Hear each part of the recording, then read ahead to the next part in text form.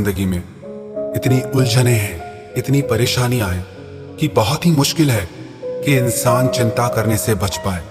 बहुत ही कम लोग होंगे ऐसे जिन्हें कोई चिंता नहीं होगी, जो अपनी जिंदगी बिल्कुल चिंता से मुक्त होकर जीते होंगे। वास्तविकता में आपको पता है चिंता क्या है? चिंता है आपके मन की अशांति, आपके मन की बेचैनी। चिंता 2.5 अक्षर का शब्द है, ची-न-ता। च शब्द का अर्थ है चैन चुराने वाली, न शब्द का अर्थ है नकारात्मक सोच देने वाली, और त शब्द का अर्थ है तबाही मचाने वाली, आपके मन में और आपकी जिंदगी में। कबीर दास जी ने भी कहा है, चिंता ऐसी डाकिनी जो काट कलेजा खाए, वैद्य बेचारा क्या करे कहां तक दवा लगाए। कबीर दास जी कहते हैं चिंता ऐसी है जो आपके कलेजे को टुकड़े टुकड़े करके काट काट के दिन रात हर पल उसे खाती रहती है। किसी इंसान को एक ही बार में मार दिया जाए तो बहुत आसान है, लेकिन उसे तिल तिल करके मारा जाए, उसे टुकड़े टुकड़े करके मारा जाए तो उसे कितनी तकलीफ होती है। मृत्यु से भी ज्यादा दुख देने वाली है ये चिंता। पर कभी आपने गौर किया कि आप चिंता करके कुछ बदल नहीं पाते हैं, चिंता करके कुछ सुधार नहीं पाते हैं। चाहे आप जितनी भी चिंता कर लें, पर आपका किसी बात पे कंट्रोल नहीं चलता है। अगर आप हमेशा खुश रहना चाहते हैं, आप चाहते हैं कि आपका मन हर चिंता से मुक्त हो जाए, तो सबसे पहले तो आपको ये सोचना चाहिए कि आप जिस विषय में सोच रहे हैं, क्या चिंता करके आप उसे बदल सकते हैं? और यदि आप उसे चिंता करके नहीं बदल सकते तो चिंता करने से क्या फायदा? अगर आप इसीलिए चिंता करते हैं कि आपके साथ कुछ बुरा हो गया, आपको उसका सदमा लगा और उससे आप चिंता में चले गए, लेकिन जो कुछ आपकी जिंदगी में हो गया, क्या आप उसे बदल सकते हैं? क्या आपका उस पे अब कंट्रोल है? आपका उस पे बिल्कुल भी कंट्रोल नहीं है। तो क्या फायदा चिंता करके? आप ना अपने बीते हुए कल को बदल सकते हैं और ना ही अपने आने वाले कल को बदल सकते हैं। तो चिंता करके आप क्या प्राप्त कर लेंगे?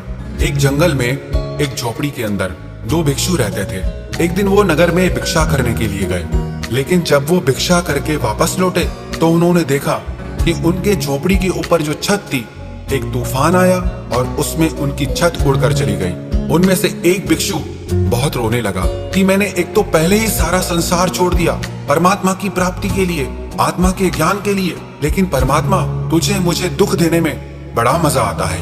एक छोटी सी झोपड़ी वो भी तुझसे सहन नहीं हुई, उसकी भी छत तूने तूफान में उड़ा ली। लेकिन दूसरा भिक्षु जब उसी बिना छत वाली झोपड़ी के अंदर सो रहा था तो उसने देखा कि रात में चांद तारे कितने सुंदर लग रहे हैं। वो मन ही मन परमात्मा को धन्यवाद देने लगा कि रात इतनी सुंदर होती है, मैंने कभी सोचा भी नहीं था। अच्छा हुआ परमात्मा कि तूने हमारी झोपड़ी की छत उड़ा ली, वरना कभी हमें पता ही नहीं चलता कि रात को सोते समय चांद तारों को देखना कितना अच्छा लगता है। अगर मुझे पता होता कि बिना छत के इतनी अच्छी नींद आती है और इतना अच्छा नजारा देखने को मिलता है, तो मैं पहले ही छत को हटा देता।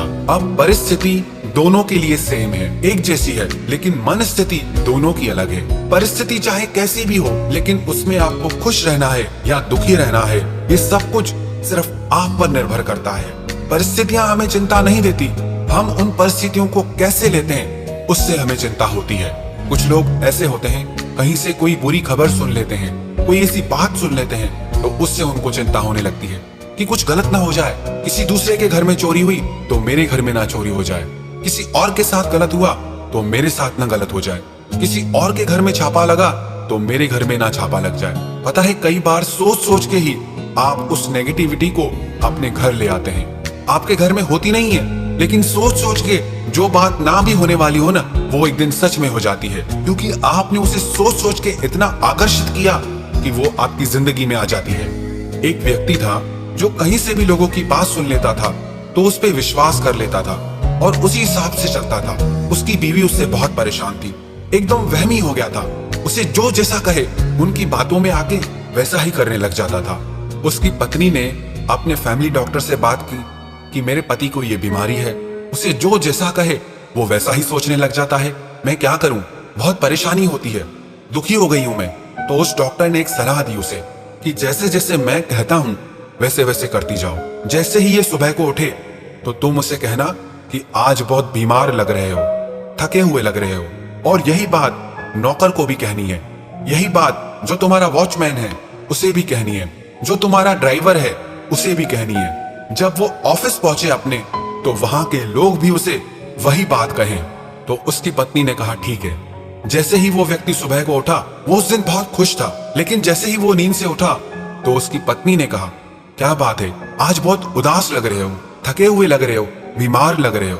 उसके पति ने सोचा, मैं तो बहुत खुश हूँ, लेकिन मेरी पत्नी ऐसा क्यों कह रही है कि मैं बीमार लग रहा हूँ। फिर उसने आईने में शक्ल देखी तो मन में सोचने लगा कि हाँ, मुझे भी थोड़ी मेरी तबीयत ठीक नहीं लग रही। जैसे ही वो नहा धो के तैयार होके आया तो नौकरों ने भी यही बात कही कि मालिक, आज आप बीमार लग रहे हो, क्या बात हो गई है। जब वही बात नौकरों ने भी कही तो उसका विश्वास पक्का होने लगा। उसने कहा, हाँ, मुझे भी थोड़ा थोड़ा लग रहा है कि मेरी तबीयत ठीक नहीं है।